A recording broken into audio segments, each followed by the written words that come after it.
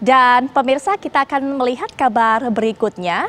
Ini merupakan kejadian kriminal juga, di mana sebuah rekaman kamera pengawas memperlihatkan aksi bejat seorang pria melakukan pelecehan seksual sekaligus perampasan telepon genggam.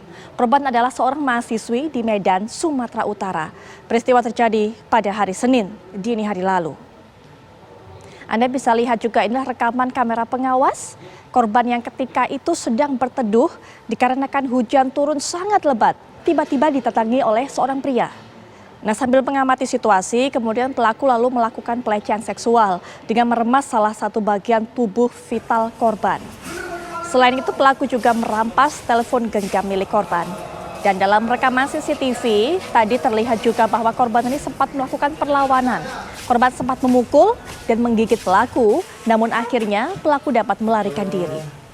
Hanya berselang 1 hari, pada Selasa 13 Oktober malam, petugas unit reserse dan kriminal Polsek Percut-Setuan berhasil membekuk tersangka dari rumah kos temannya di kawasan Percut-Setuan. Dan kepada petugas, tersangka mengakui segala perbuatannya.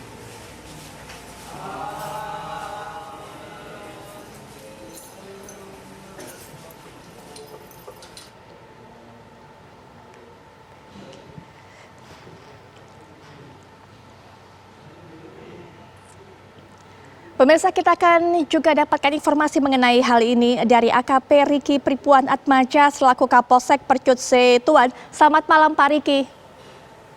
Selamat malam. Baik, Pak Riki, bisa diceritakan kronologisnya ini seperti apa? Apakah pelaku ini memang sudah mengawasi, membuntuti korban, atau memang pelaku berada secara tidak sengaja atau secara kebetulan ada di lokasi di mana pelaku berteduh atau di mana korban berteduh? Korban memang tinggalnya di sekitar TKP, sedangkan pelaku juga bekerja di sekitar TKP itu untuk sebagai buruh SPSI. Baik. Dan jadi, ya, kemudian bagaimana Pak kronologisnya? Apakah tidak ada orang lain yang melihat saat itu, hanya mereka berdua saja yang ada di lokasi?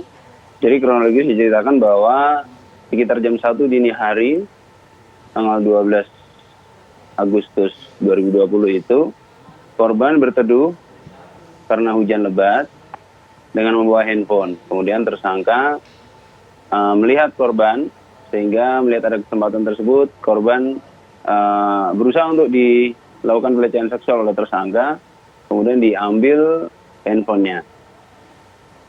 Baik, dan kemudian upaya penangkapan dari pelaku ini seperti apa, Pak? Jadi upaya penangkapan kita dimulai dari proses penyelidikan. Kita pelajari dari CCTV, face recognition, kemudian dari penyelidikan kita pemeriksaan saksi-saksi di sekitar TKP, pemilik kios, pelaku usaha di sekitar TKP, karena itu kompleks MMTC, kompleks pasar induk di Kota Medan.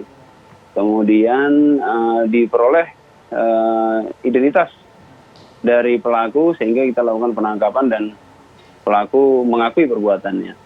Pelaku memiliki catatan kriminal, Pak, sebelumnya, atau jangan-jangan ini sudah beberapa kali ia lakukan? Pelaku mempunyai catatan kriminal. Apakah hal yang serupa dengan yang ia lakukan saat ini, Pak? Pencurian dengan pemberatan.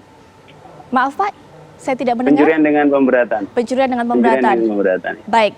Ya, Pak, ancaman hukuman, Pak, yang diberikan kepada pelaku? Karena ini tersangka ini disangkakan pasal pencurian dengan kekerasan sebagaimana dimaksud dalam pasal 365 KUHP dengan ancaman hukuman 9 tahun pidana penjara. Sementara itu kondisi korban seperti apa, Pak, saat ini?